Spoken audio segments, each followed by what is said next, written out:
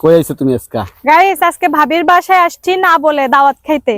তারাও জানে না, আমরাও জানি না। এটা হচ্ছে বইলা যাইবো না যে আসমু।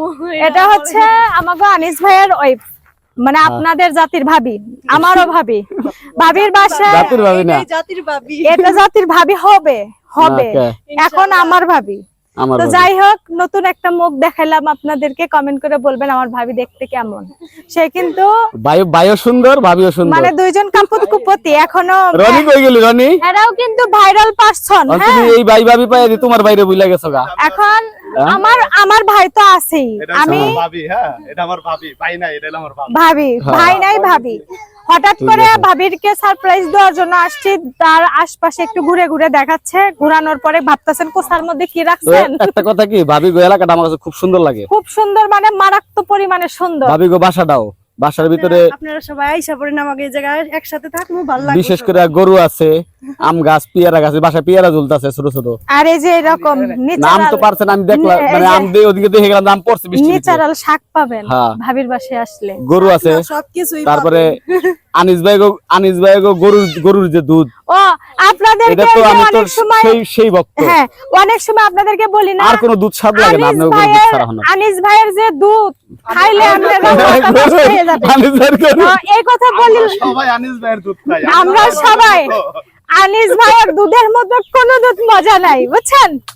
এই যে সেই আনিস ভাই। আমার দুধ না তোর গরুর দুধ হয়ে কি আছে? যাই হোক, গরুর দুধ আর আনিস ভাইয়ের দুধ একই হলো, কারণ পালে পালে হয়। ঠিকই আছে। তো এত পরিমাণে মজা। আর আপনারা কিন্তু অর্ডার আবার কইরেন না, কারণ অর্ডার করলে অনলাইনে সেল করে না, সম্ভব না, সেল করে না। আমরা ভাই ব্রাদার মানুষ, আমরা নিয়ে যাইয়া খাই, বুঝছেন? হ্যাঁ, কারণ আমি আনিস ভাই যে রনি একদিন কোয়ার পর আমি জানতাম না আনিস ভাইয়ের বাসায় গরুর দুধ হয়, কিন্তু একদিন আনিস ভাইয়ের কইলাম, নেওয়ার পর ওই দিন দুধ খাইবে আমাকে স্যার কোনো দুধই স্বাদ লাগে না। মজা লাগে না। আনিস ভাইয়ের দুধ ছাড়া ওই দিন 3 কেজি দুধ দিছিলাম বাজার থেকে।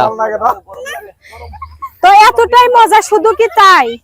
এই যে এত সুন্দর একটা ভাবি, ভাবতে পারেন তার বাসায় গরু আছে, হাঁস আছে, মুরগি আছে, পুকুর আছে, টোটাল কত একটা খামারের মতো। তারপরে এত সুন্দর পরিপাটি, পুরো হের বাসায় পুরো গ্রামের ফিল আছে। ঠিক আছে, তারপরে কি তাকে বুঝে যায় যে গ্রামের বউ? না না, কখনোই সম্ভব না।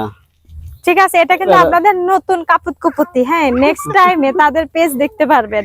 এখনো ওনারা কাপুত কুপুতি ব্লগ করে না, ঠিক আছে? এই ব্লগের নাম দিবেন কাপুত কুপুতি। এটা সুন্দর হবে, সুন্দর হবে।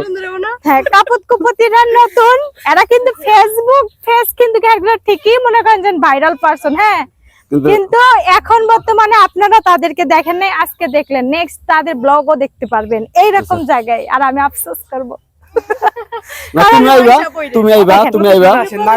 তুমি শোনো, তোমার যেদিনকে মন ভালো না থাকবো, ভালো লাগবে না, বাসার ভিতরে বোরিং হয়ে গেছো গা, তুমি সকাল সকাল চলে আয় পড়বা, সারাদিন থাকবা। আপনি আমার ফোন দিবেন, আমি দরকার লিস্ট করে তো যাই, ওই সঙ্গে নিয়ে আসবো। বিশ্বাস করবেন, সারাদিন থাকবা। এটা ঢাকা শহর, এটা কোনো গ্রাম না, বিশ্বাস করেন। এটা হচ্ছে, আমি সোজাই বলি, ইপিজেটের সাইটে এই এতটুকু অনুভব করতে পারবেন গ্রাম্য ভাব। কিন্তু তাই বললে ভাববেন না যে এটা পুরোই গ্রাম না, কিন্তু এটা ঢাকা। এই জায়গার পুরো ফিল্ডটা হলো আমগো সাভার নদীর উপরে যে এলাকাগুলা সেম ওইরকম, খুব সুন্দর একটা জায়গা। তো যাই হোক, আর শুধু তাই না, এই যে বাঙালির তেজপাতার গাছ, এই তেজপাতা তুলে কিন্তু গরুর খাঁটি মনে করেন ঘি তৈরি হয়, বুঝছেন? তো সবাই ভালো থাকবেন, সুস্থ থাকবেন। আজ এই পর্যন্ত, আল্লাহ হাফেজ।